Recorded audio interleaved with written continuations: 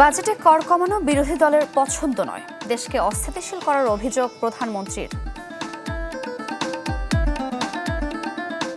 তাদের লক্ষ্য বা উদ্দেশ্য দেশের মানুষের পাশে দাঁড়ানো নয়, তাদের উদ্দেশ্য একটাই, তাদের লক্ষ্য একটাই, সেটা হচ্ছে দেশের মধ্যে একটি অস্থিতিশীলতা, অশান্তি তৈরি করা। চাঁপাইনবাবগঞ্জে নদীপথে পুশিনের চেষ্টা, কুষ্টিয়া শূন্যরেখায় 12 জনের বিষয়ে কোনো সিদ্ধান্ত হয়নি।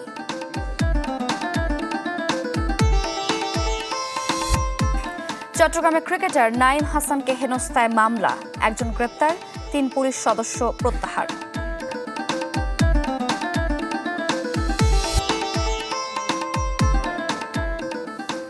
আমন্ত্রণ দেশ 24-এ, আপনাদের সাথে আছি আমি সারিকা তাবাসসুম। একদিনের সফরে কক্সবাজার গেছেন প্রধানমন্ত্রী তারেক রহমান। উদ্বোধন করেছেন কক্সবাজার সদরের পাতলী খাল পুনঃখনন কর্মসূচি। পরে পথসভায় তারেক রহমান বলেন যে বাজেটে জনগণের স্বার্থে কর কমানো হয়, সেই বাজেট বিরোধী দলের পছন্দ হয়নি। অভিযোগ করেন বিরোধী দলের উদ্দেশ্য দেশের মানুষের পাশে দাঁড়ানো নয়, বরং অস্থিতিশীলতা সৃষ্টি করা।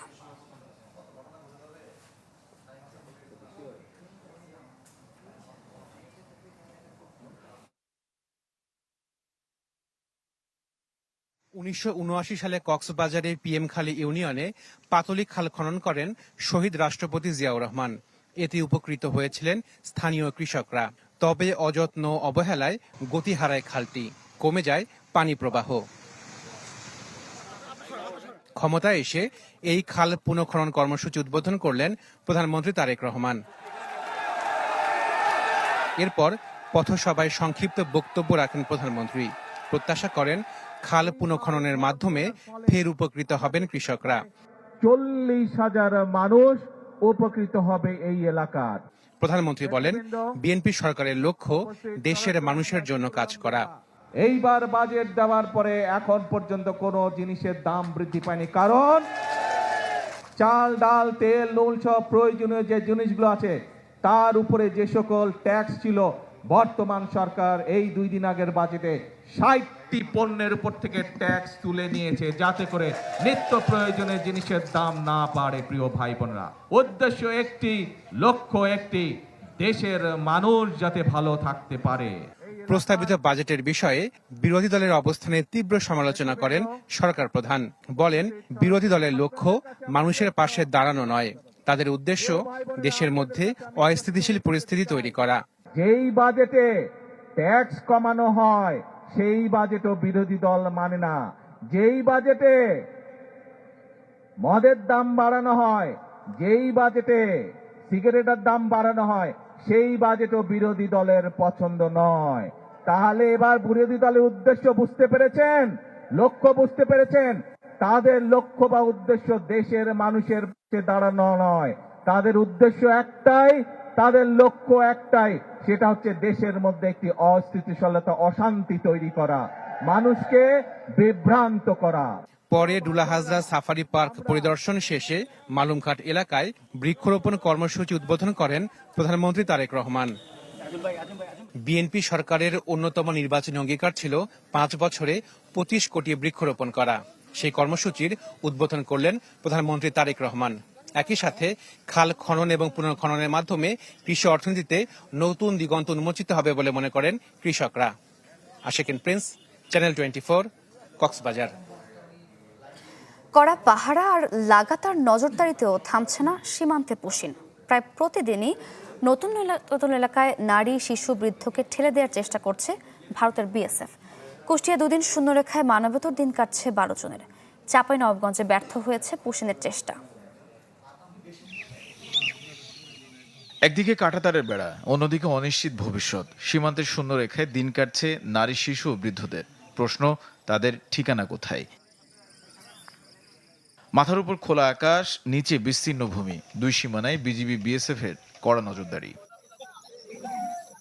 কুষ্টিয়ার প্রাকপুর সীমান্তের শূন্যরেখায় ভারতের বিএসএফ 12 জনকে পুশিনের চেষ্টা করে, কিন্তু বিজিবি ও স্থানীয়দের প্রতিরোধে ব্যর্থ হয়।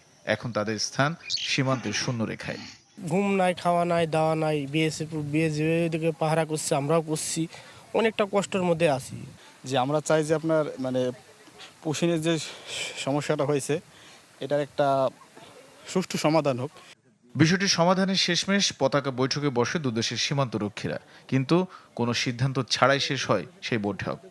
আমরা বলছি যে আমরা কোনোভাবে অবৈধ অনুপ্রবেশ পুশিং এটা কোনোভাবে অ্যাকসেপ্ট করব না, সেই হিসাবে আমরা আমাদের অবস্থানে অনড় আছি। অন্যদিকে চাঁপাইনবাবগঞ্জের রকুনপুর সীমান্তে নদীপথে 15 জনকে পুশিনের চেষ্টা করে বিএসএফ, যদিও বিজিবির বাধায় তা প্রতিহত হয়। বিজিবির নওগাঁ ব্যাটালিয়ন জানায়, শুক্রবার রাতে রকুনপুর সীমান্তে 2 জন পুরুষ, 8 জন নারী ও 5 শিশুকে নদীপথে বাংলাদেশে ঠেলে পাঠানোর চেষ্টা হয়। বিজিবির বাধার মুখে প্রায় 2 ঘন্টা পর বিএসএফ তাদের ভারতে ফিরিয়ে নেয়। এবং আমাদের কাছে ফোন আছে যে রাতে 15 জনকে পুশিন করেছে ভারত। আমরা তাৎক্ষণিকভাবে এলাকার সকল জনসাধারণ এর বিপক্ষে অবস্থান নিই এবং বিজিবিকে সহযোগিতা করি। আমরা গ্রামবাসীও খুব সতর্ক অবস্থায় আছি। যদি কোনো রকম এই ধরনের কোনো বিশৃঙ্খলা সৃষ্টি হয় তাহলে আমরা অবশ্যই বিজেপির সাহায্য নেব। আমরা বলছি যেটা যে আসলে এই যে দুই দেশের মধ্যে যে উত্তেজনা, এটি মানে প্রশমিত হওয়া দরকার। এটি হচ্ছে G2G কথা বলা উচিত। এদিকে লালমনিরহাটের বনচুকি সীমান্তে রাতের অন্ধকারে 10 থেকে 12 জনকে পুশিনের চেষ্টা বিজিবির কড়া নজরদারিতে ব্যর্থ হয়েছে। তানিম রহমান, চ্যানেল 24। সীমান্ত পরিস্থিতির আরও খবর জানবো। কুষ্টিয়া এবং নওগাঁ থেকে যুক্ত হচ্ছেন আমাদের দুজন সহকর্মী। আমরা শুরুতেই কুষ্টিয়া চলে যাব, সেখান থেকে আছেন সহকর্মী শরীফ বিশ্বাস। শরীফ, আমরা বলছিলাম 12 জন শূন্যরেখায় মানবেতর সময় কাটাচ্ছে এবং পতাকা বৈঠকও হয়েছে বিজিবি বিএসএফ। কি সিদ্ধান্ত হয়েছে জানা গেল কিনা? হ্যাঁ সারিকা, আমরা জানি যে আজ সকাল 9:20 দিকে বিশেষ করে বিজিবি বিএসএফ এর পতাকা বৈঠক হয়েছে কুষ্টিয়া দৌলতপুর সীমান্তের বিলগাথুয়া নামক স্থানে। সেই বৈঠক 20 মিনিটের প্রায় এই বৈঠকে কোনো রকম সিদ্ধান্ত ছাড়াই সারিকা এই বৈঠক শেষ হয়েছে এবং এ বিষয়ে বিজিবির পক্ষ থেকে বিএসএফকে বলা হয়েছিল যে যেহেতু তারা পুশিন করেছেন এবং তাদেরকেই এই ফেরত নিতে হবে এই 12 জনকে, নারী শিশু সহ সর্বমোট 12 জনকে। তারা শূন্য রেখায় অবস্থান করছেন, অত্যন্ত মানবেতর সময় কাটাচ্ছেন এবং এ বিষয়ে বিজিবির পক্ষ থেকে বিএসএফ এর পক্ষ থেকে জানানো হয়েছে সারিকা যে এই যে 12 জন শূন্য রেখায় অবস্থান করছেন তারা মোটেও তাদের নাগরিক নয়, অর্থাৎ ভারতের তারা নাগরিক নয় এবং এই বিষয়ে ফেরত নেয়ার কোনো প্রশ্নই ওঠে না। যদিও এই বিজিবি বিএসএফ এর যে পতাকা বৈঠক, এই বৈঠকে বাংলাদেশের অর্থাৎ বিজিবির পক্ষ থেকে কড়া প্রতিবাদ জানানো হয় এবং বলা হয় এই নাগরিক অবশ্যই ভারতের এবং ভারতকেই ফেরত নিতে হবে। এবং আমরা একটি বিষয় আমরা দেখেছি যে এই পুশিনের পর থেকে কুষ্টিয়া দৌলতপুরের যে 46 কিলোমিটার যে সীমান্ত রয়েছে, এই সীমান্তেও এলাকার মানুষ কিন্তু চরম আতঙ্কের মধ্যে কিন্তু তারা রয়েছেন। আমরা একটু দেখানোর চেষ্টা করছি যে এই বিশেষ করে যেখানে পুশিন ঘটনা করা হয়েছে কুষ্টিয়ার যে শিকারপুর এলাকা, নদিয়া জেলার করিমপুর থানার শিকারপুর এলাকায়, সেই এলাকার এপারে অর্থাৎ মাথা ভাঙা নদীর এপারে কিন্তু তারা অসংখ্য মানুষ, উৎসুক মানুষ তারা অবস্থান করছেন এবং তারা দেখছেন এই যে 12 জন নারী শিশু সহ যে 12 জনকে পুশিন করা হয়েছে তারা একেবারে বিশেষ করে রাতে তারা পাট খেতে অবস্থান করছিল, রাত যাপন কিন্তু তারা এই পাট খেতে করেছে এবং দিন প্রখর রোদেও কিন্তু তারা এই পাট খেতে রয়েছে। অর্থাৎ তারা বলছেন, স্থানীয়রা যেটি বলছেন যে কোনো এই বিষয়ে ভারত এবং বাংলাদেশের যৌথ সিদ্ধান্তে তাদের বিষয়ে একটা দ্রুত সিদ্ধান্ত নেওয়া উচিত বলে সারিকা স্থানীয়রা জানিয়েছেন। যদিও বিজিবির পক্ষ থেকে বারবার বলা হচ্ছে এই বিষয়টি অত্যন্ত স্পর্শকাতর বিষয়, তারা বিএসএফকে জানিয়েছে তারা যেন দ্রুত এই 12 জনকে তারা ফেরত নেয়। এই ছিল কুষ্টিয়ার সীমান্ত এলাকা থেকে। ধন্যবাদ আপনাকে। আমরা নওগাঁর খবর জানবো, আমাদের সঙ্গে আছেন সহকর্মী হারুনুর রশিদ চৌধুরী। হারুন, আপনারা জানেন যে আসলে গত 5 জুন এবং 7 জুন 2 দিন আসলে নওগাঁয় পুশিনের চেষ্টা করেছিল বিএসএফ এবং এরপর থেকে আজকে পর্যন্ত নতুন কোনো চেষ্টা হয়নি।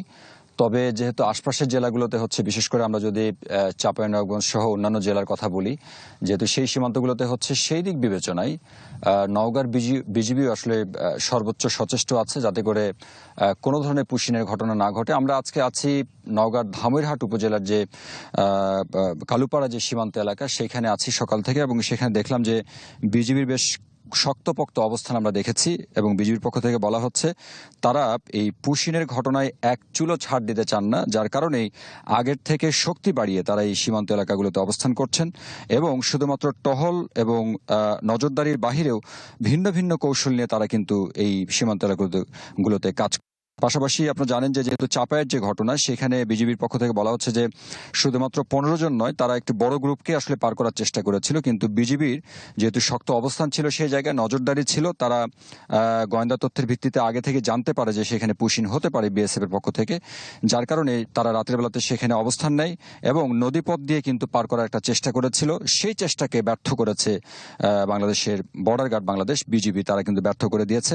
এবং কয়েকদিন ধরে আমরা দেখলাম যে সীমান্ত এলাকাগুলোতে বিশেষ সামাজিক যে কর্মকাণ্ড সেটি চলছে, বিশেষ করে নানান রকম সভা সেমিনার করছে, সেখানে জেলা প্রশাসন থাকছে, আনসার বিজিবি যারা আছে তারাও থাকছে এবং সেখানে যাতে করে আপৎকালীন সময়ে আশপাশের লোকজনকে পাওয়া যায়, রাত এবং দিনের সব সময় পাওয়া যায়, কাঁধে কাঁধ মিলিয়ে যাতে করে কাজ করা যায় সার্বভৌমত্ব রক্ষায়, সেই দিক বিবেচনায় মানুষজনকে সচেতন করা হচ্ছে, মানুষজনের সহযোগিতাও চাওয়া হচ্ছে। এবং আপনারা দেখেছেন যে এই পুশিন সমস্যার শুরু থেকে এখন পর্যন্ত শুধুমাত্র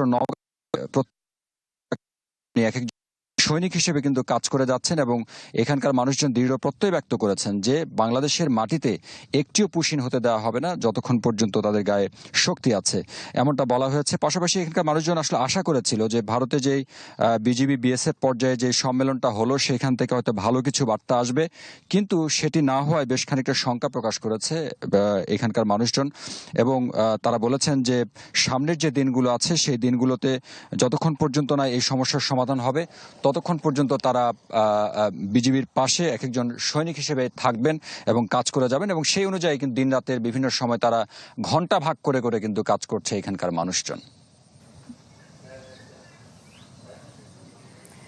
আমরা নওগাঁ এবং কুষ্টিয়া থেকে সীমান্ত পরিস্থিতির খবর জানছিলাম।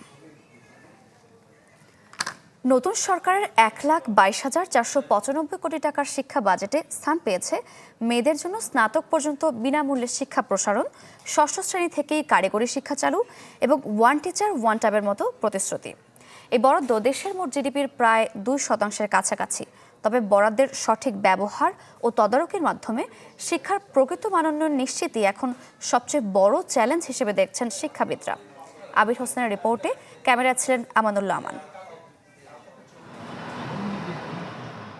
2026-27 অর্থ বছরের প্রস্তাবিত বাজেটে শিক্ষা খাতে বরাদ্দ বেড়েছে 36,628 কোটি টাকা। মোট বাজেট 1,22,495 কোটি টাকা, যা জিডিপির 2%-এর কাছাকাছি। দেশের সম্ভাবনাময় তরুণ প্রজন্মের মেধা। প্রাথমিক ও গণশিক্ষা মন্ত্রণালয়ে চলতি অর্থ বছরের চেয়ে প্রায় 15,000 কোটি টাকা বাড়িয়ে বরাদ্দ রাখা হয়েছে 46,737 কোটি টাকা। মাধ্যমিক ও উচ্চশিক্ষা বিভাগের বরাদ্দ 57,301 কোটি টাকা। বেড়েছে কারিগরি ও মাদ্রাসা শিক্ষার বাজেটও, বরাদ্দ রাখা হয়েছে 18,457 কোটি টাকা।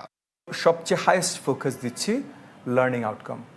সো শিক্ষার্থীদের পার টাকা স্পেন্ট আমরা কতখানি আসলে শিক্ষিত বানাতে পারছি, ফাউন্ডেশনাল লার্নিংগুলো কতখানি আমরা সঠিকভাবে পৌঁছে দিতে পারছি, সেটা হলো এই বাজেটের ফোকাস প্রাথমিক এবং গণশিক্ষায়। তবে যোগ্যতা ও দক্ষতা ভিত্তিক সমাজ গড়তে বেশ কিছু ইতিবাচক উদ্যোগ নেওয়া হয়েছে। ষষ্ঠ শ্রেণী থেকে পর্যায়ক্রমে সবার জন্য কারিগরি শিক্ষা চালু করা হবে। মেয়েদের জন্য বিনামূল্যে স্নাতক পর্যন্ত শিক্ষা সম্প্রসারণ করা হয়েছে। নতুন সরকারের প্রথম বাজেটে শিক্ষা খাতে বরাদ্দ বাড়ানোকে স্বাগত জানিয়েছে শিক্ষাবিদরা। তবে শিক্ষার মনোন্নয়নের প্রস্তাবিত বাজেট কার্যকরভাবে বাস্তবায়ন চ্যালেঞ্জ হিসেবে দেখছেন তারা। নির্বাচনী ইশতেহারের সাথে সঙ্গতি রেখে একটি নির্বাচিত সরকারের যেমন বাজেট হওয়া উচিত, এই বাজেট সেই রকমই। আমাদের দেশের যে নিডস শিক্ষাক্ষেত্রে সেই তুলনায় যদি বলি তাহলে এটি অপর্যাপ্ত। কোয়ালিটি এডুকেশন যদি আপনি বাচ্চাদের এনশিওর করতে চান তাহলে হচ্ছে কোয়ালিটি টিচার লাগবে, দ্বিতীয় লাগবে হচ্ছে কোয়ালিটি ম্যাটেরিয়াল, থার্ড হচ্ছে কোয়ালিটি এনভায়রনমেন্ট। শিক্ষার সার্বিক পরিবর্তনের জন্য, শিক্ষার সামগ্রিক গুণগত মান উন্নয়নের জন্য সামগ্রিক পরিকল্পনার প্রয়োজন। সেই সামগ্রিক পরিকল্পনার অংশ হিসেবে জাতীয় শিক্ষা দর্শন ঠিক করা, তারপরে জাতীয় শিক্ষা নীতি প্রণয়ন করা, তার ভিত্তিতে শিক্ষাক্রম প্রণয়ন করা এবং তার ভিত্তিতে যেটা প্রয়োজন সেই ধরনের বিষয়বস্তুগুলো নির্ধারণ করলে ভবিষ্যৎ প্রজন্মের জন্য এবং আমাদের শিক্ষার গুণগত মানের জন্য মঙ্গল হবে। শিক্ষা খাতের ইতিবাচক ধারা বজায় রাখতে সংশ্লিষ্টদের উপর নজরদারি ও জবাবদিহিতা জোরদারের তাগিদ বিশ্লেষকদের। যখন জুলাই শুরু হবে তখন থেকেই প্ল্যান তৈরি করতে হবে এবং প্রতি কোয়ার্টারলি একটি মানে ইন্ডিকেটর সেট করতে হবে যে এই টাকার কি অ্যাচিভ করতে চাচ্ছি এবং 3 মাস পরে আমাদের অ্যাচিভমেন্ট কতটুকু হয়েছে। সেভাবে যদি এই 32,000 কোটি টাকা আমরা খরচ করতে পারি, দেন আই থিঙ্ক এই 32,000 টাকার একটি পজিটিভ রেজাল্ট দেখতে পারবো। তবে শিক্ষা খাতে জিডিপির শতাংশ হিসেবে দক্ষিণ এশিয়ার দেশগুলোর তুলনায়, যেখানে ভুটান 7%, নেপাল 5%, মালয়েশিয়া 4.5%, ভারত 3.5%, সেখানে বাংলাদেশ 2%-এর নিচে। আন্তর্জাতিক মানদণ্ড থেকে বাংলাদেশের শিক্ষা বাজেট এখনও অনেকটাই পিছিয়ে। তবে যেটুকু বরাদ্দ দেওয়া হয়েছে তা যেন সঠিকভাবে ব্যয় হয়, এই অনুরোধ শিক্ষাবিদদের। তবে শুধুমাত্র বাজেট বাড়িয়ে নয়, এর সাথে বাড়াতে হবে শিক্ষার মান, তৈরি করতে হবে দক্ষ শিক্ষক, আর বন্ধ করতে হবে শিক্ষক নিয়োগে অনিয়ম। তবেই হয়তো এর সুফল পাবে গোটা বাংলাদেশ। আবির হোসেন, চ্যানেল 24, ঢাকা। এবারে বরিশালের হাম পরিস্থিতির খবর জেনে আসবো। আমাদের সঙ্গে যুক্ত হচ্ছেন সহকর্মী কাউসার হোসেন রানা। রানা,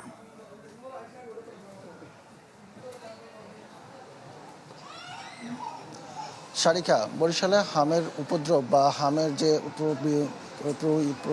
আক্রান্তের সংখ্যা যেটি আছে সেটি কিন্তু দিন দিন বৃদ্ধি পাচ্ছে এবং এই সংখ্যার ফলে যে মৃত্যুর সংখ্যা সেটিও বৃদ্ধি পেয়েছে এবং বরিশাল বিভাগে এই পর্যন্ত মৃতের সংখ্যা 50 পূর্ণ হয়েছে, যার ভিতরে 34 জনই বরিশাল শের-ই-বাংলা মেডিকেল কলেজ হাসপাতালে এবং বরিশাল শের-ই-বাংলা মেডিকেল কলেজ হাসপাতালে এবং পাশাপাশি বরিশাল সদর হাসপাতালে, এই দুটি হাসপাতালে এখন বলা যায় যে উপচে পড়া রোগীর সংখ্যা।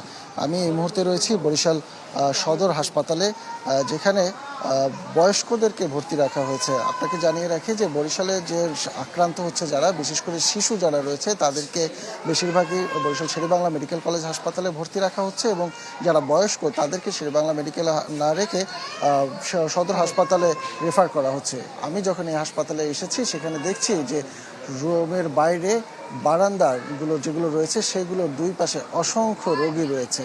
হাসপাতাল সূত্রে আমরা জেনেছি যে এই হাসপাতালে এখন প্রায় অর্ধশত রোগী ভর্তি রয়েছে এবং বরিশাল শের-ই-বাংলা হাসপাতালেও ভর্তি রয়েছে 150 শতাধিক রোগী এবং গত 24 ঘন্টায় বরিশালের হাসপাতালগুলোতে, বিভাগের হাসপাতালগুলোতে প্রায় 150 রোগী নতুন করে ভর্তি হয়েছে। আমরা একটু কথা বলতে চাই যে রোগী যারা এসেছে দূর দূরান্ত থেকে, তাদের সাথে, তাদের স্বজনদের সাথে। আমাদেরকে একটু জানাবেন যে আপনি কোথা থেকে আপনার রোগী নিয়ে এসেছেন, সে কি রোগে আক্রান্ত ছিল এবং কি পরিস্থিতি? আমি আসছি কলাপাড়া থেকে, কলাপাড়া একবারে শুধু সেই ধানখালি তাপ বিদ্যুৎ কেন্দ্র থেকে। প্রথম অবস্থায় আমাদের রোগীর জ্বর দেখা দিছে, তারপরে আমরা প্রাথমিক অবস্থায় যখন ডাক্তার দেখাই তখন বলছে যে ডাক্তার বলছে টাইফয়েড হয়েছে।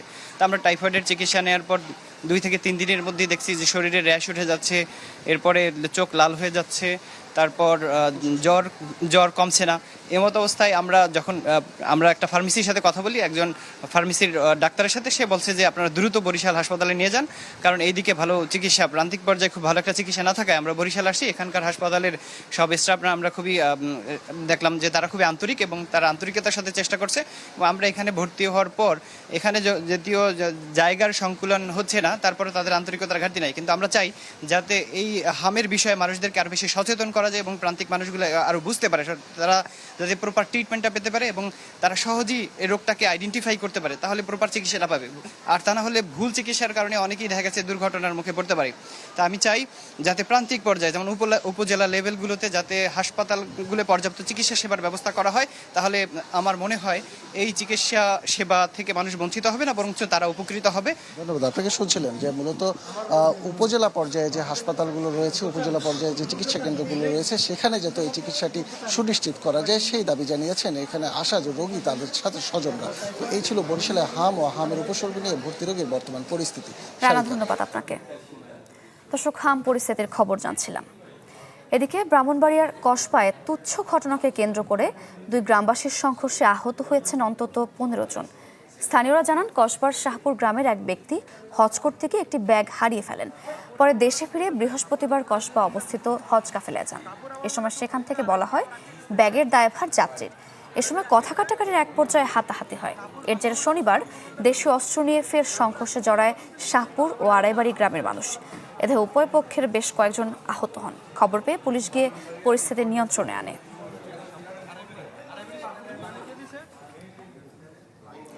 চট্টগ্রামের রাউজানে আবারও খুন। মাথায় অস্ত্র ঠেকিয়ে এক যুবদল নেতাকে গুলি করে হত্যা করেছে দুর্বৃত্তরা। নিহত মাসুদ চৌধুরী রাঙ্গুনিয়া উপজেলা যুবদলের যুগ্ম আহ্বায়ক। বেলা 2টার দিকে চট্টগ্রাম কাপ্তাই সড়কে পাহাড়তলী বাজারে একটি দোকানের সামনে দাঁড়িয়েছিলেন মাসুদ। এ সময় একটি অটোরিকশায় করে এসে 4-5 জনের একটি দল তাকে গুলি করে পালিয়ে যায়। এতে ঘটনাস্থলে তিনি প্রাণ হারান। নিহতের বাড়ি রাঙ্গুনিয়ার বেতাগী এলাকায়। তার হত্যার খবর পেয়ে রাঙ্গুনিয়ার সড়ক অবরোধ করে বিএনপি ও যুবদলের নেতাকর্মীরা। গত 2 বছরে রাউজানে অন্তত 20 জন খুন হয়েছেন, এর মধ্যে 15 জনই বিএনপির।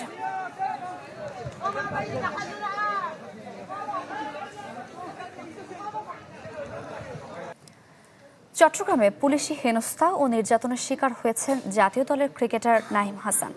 গাড়ি আটকে এবং খুলশী থানায় ধরে নিয়ে তাকে কয়েক দফায় নাজেহাল ও মারধর করে পুলিশ। এ ঘটনায় 2 পুলিশ সহ 3 জনের বিরুদ্ধে মামলা হয়েছে। গ্রেপ্তার হয়েছে পুলিশের এক সোর্স। 2 পুলিশ সদস্যকে করা হয়েছে সাময়িক বরখাস্ত। খুলশী থানায় হেনস্থা এবং নির্যাতনের বর্ণনা দিচ্ছিলেন জাতীয় দলের ক্রিকেটার নাঈম হাসান। নাঈম হাসান এই পুলিশি হেনস্থার শিকার হন শুক্রবার রাত 12টার দিকে। চট্টগ্রাম বিমানবন্দর থেকে চাঁদগাঁওয়ে নিজ বাসায় ফেরার সময় নগরীর লালখান বাজার এলাকায় ঘটে এই ঘটনা। স্বজনদের দাবি, বিমানবন্দর থেকে অটোরিকশা করে বাসার উদ্দেশ্যে রওনা দেন নাঈম। অটোরিকশাটি এক্সপ্রেসওয়ে থেকে নামার পর লালখানবাজার এলাকায় পুলিশের এক সদস্য গাড়ি আটকান। এরপর ডিবি পরিচয়ে নাঈমকে অটোরিকশা থেকে নামিয়ে গলা ধাক্কা দিয়ে অন্য একটি অটোরিকশায় তোলার চেষ্টা করেন তারা। ক্রিকেটার হিসেবে নিজের পরিচয় দিয়ে অটোরিকশায় উঠতে অস্বীকৃতি জানালে মারধর করে থানায় নিয়ে যাওয়া হয় নাঈমকে। সেখানেও আরেক দফা হেনস্থা করা হয় তাকে। পরে স্বজনরা গিয়ে তাকে উদ্ধার করে। ভোরে হাসপাতালে প্রাথমিক চিকিৎসা শেষে বাসায় ফেরেন জাতীয় দলের এই ক্রিকেটার। আমার কথা হলো, ও প্লেয়ার, আজকে ওর বিচারটা হচ্ছে, কিন্তু সাধারণ লোক হলে তো এগুলোর কোনো খবরও থাকতো না। ঘটনাটি জানাজানি হলে সকালে তার বাসায় ছুটে আসেন ক্রিকেটার, ভক্ত ও স্বজনরা। চান দোষীদের দৃষ্টান্তমূলক শাস্তি। এই ঘটনায় নাঈম শারীরিক ও মানসিকভাবে বিপর্যস্ত বলে জানান স্বজনরা। ও ন্যাশনাল টিমের প্লেয়ার হয়ে ওর সাথে যে হ্যারাসমেন্টটা হয়েছে, আসলে ওটা নিতে পারতেছে না। ওটা নিতে পারতেছে, ওর মানসিকভাবে ভেঙে পড়ছে। জিনিসটা আনএক্সপেক্টেড একটা ক্রিকেটারের সাথে হওয়া। আর আমরা এই ঘটনাটির সুষ্ঠু বিচার চাই। এই জিনিসটা যেন ফিউচারে ওরা আর কারোর সাথে করতে না পারে, ওইটাই আর কি আমাদের দাবি থাকবে। সকালে নাঈমকে দেখতে তার বাসায় যান পুলিশ কমিশনার। ঘটনায় পুলিশের পেশাদারিত্বের ঘাটতি ছিল জানিয়ে দুঃখ প্রকাশ করেন তিনি। ঘটনার তদন্তে 3 সদস্যের কমিটি গঠন করা হয়েছে বলে জানিয়ে জড়িতদের দৃষ্টান্তমূলক শাস্তির কথা জানান কমিশনার। এই ব্যাপারে পুলিশ সদস্যদের মধ্যে যারা দায়ী আছে তাদের বিরুদ্ধে যথোপযুক্ত ব্যবস্থা নেওয়া হবে এবং অলরেডি আমরা 2 জনকে সাসপেন্ড করেছি, সাময়িক বরখাস্ত করেছি। শুধু সাময়িক বরখাস্ত নয়, এটার জন্য সর্বোচ্চ শাস্তি নিশ্চিত করা হবে, বিভাগীয় ব্যবস্থা নিশ্চিত করা হবে। ঢাকায় প্রিমিয়ার লিগ শেষে রাত 9:40 ফ্লাইটে চট্টগ্রাম আসার কথা ছিল তার। তবে ফ্লাইট বিলম্ব হওয়ায় রাত 10:20 চট্টগ্রাম পৌঁছান নাঈম। রনি দত্ত, চ্যানেল 24, চট্টগ্রাম। এবার হোয়াইট প্লাস টুথপেস্টের সৌজন্যে বিশ্বকাপের খবর।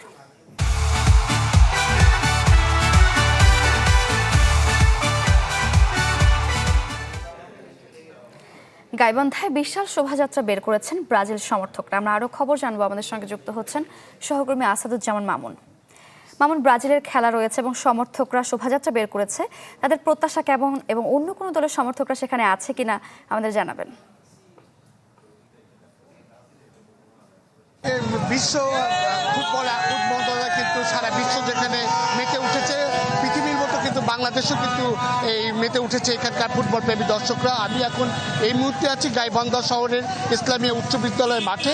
এখানে দেখতে পাচ্ছেন যে আমার পিছনে কিন্তু এই ব্রাজিলের সমর্থকরা আজকে মোটরসাইকেল এবং পতাকা সহ কিন্তু তারা কিন্তু সমর্থকরা কিন্তু আপনার হচ্ছে এখানে মিছিল বের করেছে এবং তারা কিন্তু মোটরসাইকেল সহ পতাকা, ফেস্টুন নিয়ে তারা কিন্তু এই স্কুল মাঠ সহ একবার প্রদক্ষিণ দিচ্ছে। পিকআপও রয়েছে সাথে। এই সাথে সাথে কিন্তু তারা কিন্তু আপনার এখানে এই বিশ্বকাপ ফুটবল যেহেতু মেতে উঠেছে, আজকে তাদের ভোর 4টার সময় মরক্কোর সাথে খেলা রয়েছে। দেখতে পাচ্ছেন যে এখানে এই বিশ্বকাপের তারা ব্রাজিলের সমর্থকরা মিছিল বের করেছে। গাইবান্ধা শহরে বিভিন্ন সড়ক প্রদক্ষিণ করবে।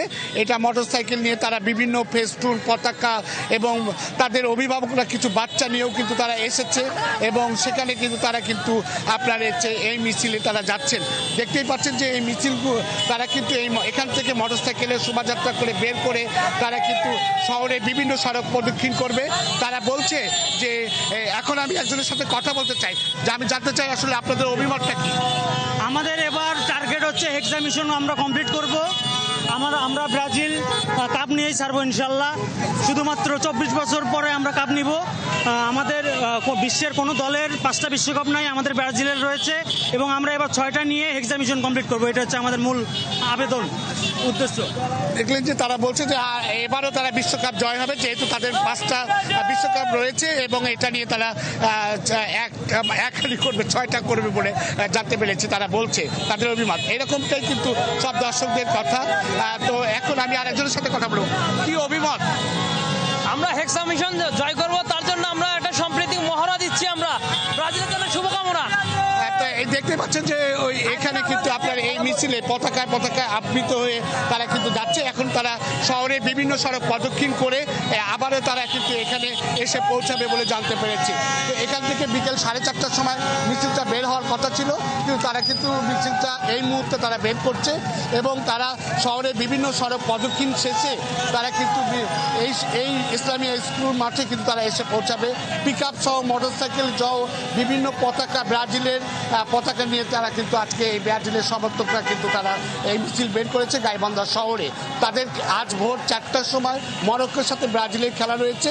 তারা বলছে যে ব্রাজিল জয়লাভ করবে, তারা বিশ্বকাপ এবারও তারা জয় করবে এবং ছিনিয়ে নেবে। আসাদুজ্জামান মামুন, গাইবান্ধা থেকে। মামুন, ধন্যবাদ আপনাকে। দর্শক, বলছিলাম গাইবান্ধায় বিশাল শোভাযাত্রা বের করেছে ব্রাজিল সমর্থকরা, আমরা সেই খবরে জানছিলাম। কি বুকে বাংলাদেশ আর হাতে বিদেশি? আরে মিস্টার ডেন্টিস্ট, দেশে কি আর ভালো সেনসিটিভ টুথপেস্ট আছে নাকি? ওষুধ কিনেন কোন দেশেরটা? আমি তো স্কয়ারেরটা কিনি। তাই নাকি? এই যে হোয়াইট প্লাস প্রো সেনসিটিভ স্কয়ারের, বিদেশে কিন্তু সবাই নিজের দেশেরটাই আগে খোঁজে। বাহ, ভালো বলছেন। মাঠের বাইরেও তো আমরা এভাবে দেশপ্রেম দেখাতে পারি। এক্স্যাক্টলি। এবার 1 মিনিটে দেশের আরো কিছু খবর। ঝিনাইদহের কিশোরীকে ধর্ষণ চেষ্টার অভিযোগে রিকশাওয়ালাকে গণপিটুনি, পরে পুলিশের সোপর্দ করে এলাকাবাসী।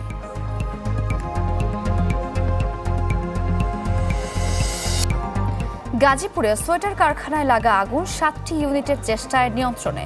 এই ঘটনায় হতাহতের কোনো খবর মেলেনি।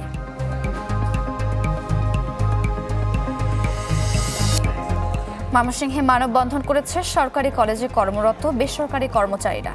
চাকরি রাজস্ব খাতে স্থানান্তরের দাবি।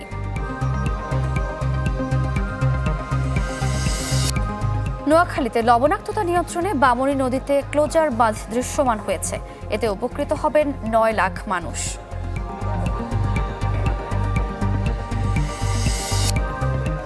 চাঁদপুরে বৃক্ষরোপণ কর্মসূচির উদ্বোধন। অনুষ্ঠানের উদ্বোধন করেন জেলা প্রশাসক আহমদ জিয়া রহমান।